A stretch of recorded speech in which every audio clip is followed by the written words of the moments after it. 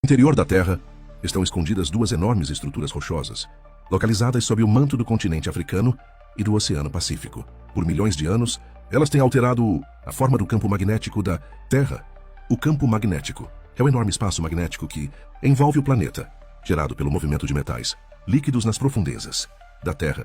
O centro da Terra é um núcleo sólido com densidade e temperatura extremamente altas. Fora desse núcleo sólido, há uma camada de núcleo externo líquido com cerca de 20 km de espessura, composto principalmente de ferro e níquel fundidos. Devido ao intenso calor do núcleo interno, esses metais líquidos passam por uma convecção térmica violenta. Quando esses fluidos condutores giram e fluem sob a influência da rotação da Terra, geram enormes correntes elétricas circulares. De acordo com o princípio da indução eletromagnética, essas correntes inevitavelmente excitam um campo magnético. Este é o efeito dínamo da Terra. O campo magnético da Terra age como um enorme escudo protetor, capaz de repelir a maior parte das partículas do vento solar e da radiação cósmica nociva. Mas o campo magnético não é imutável. Ele flutua em intensidade ao longo do tempo.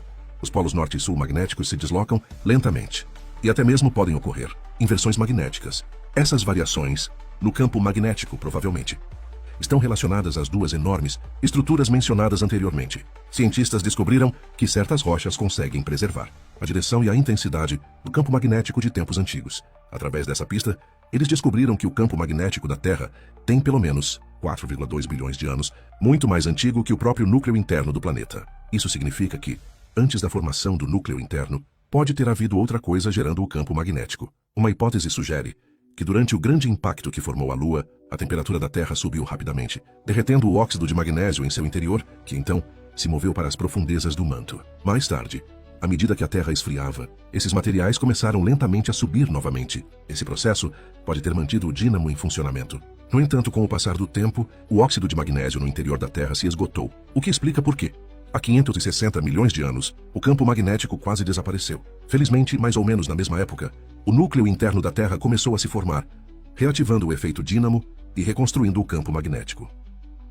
Ao extrair assinaturas paleomagnéticas de rochas com 265 milhões de anos e usar simulações computacionais para recriar as características do campo magnético daquela época, os cientistas encontraram algo interessante.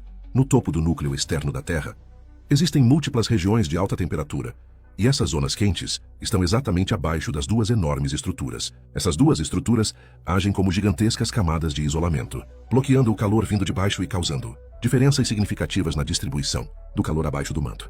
Antes disso, os cientistas acreditavam que a distribuição de calor na fronteira entre o manto e o núcleo, logo acima do ferro líquido, era uniforme.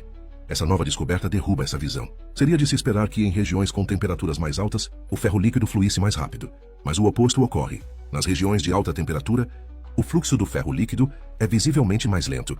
Em algumas áreas, ele pode até ficar próximo da estagnação. Já nas regiões onde a temperatura na superfície é mais baixa, o fluxo do ferro líquido é mais rápido. Esse movimento desigual deixa uma marca única no interior da Terra.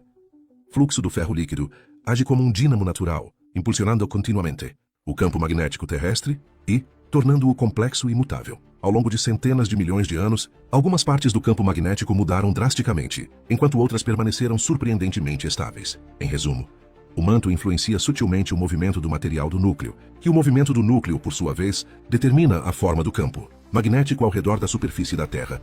Essa conclusão também revoluciona completamente nosso entendimento, pois por muito tempo, as pessoas consideravam o campo magnético da Terra como um ímã de barra estável, alinhado ao eixo do planeta.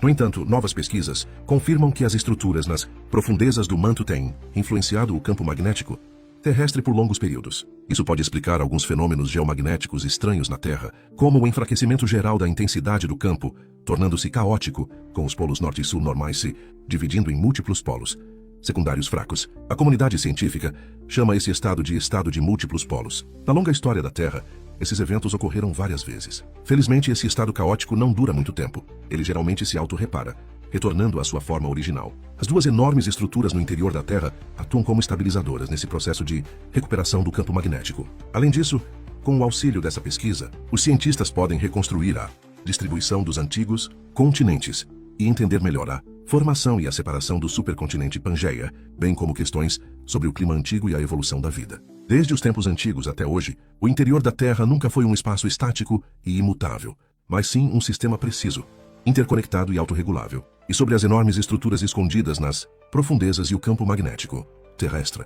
Ainda há muitos mistérios esperando para serem explorados pela humanidade.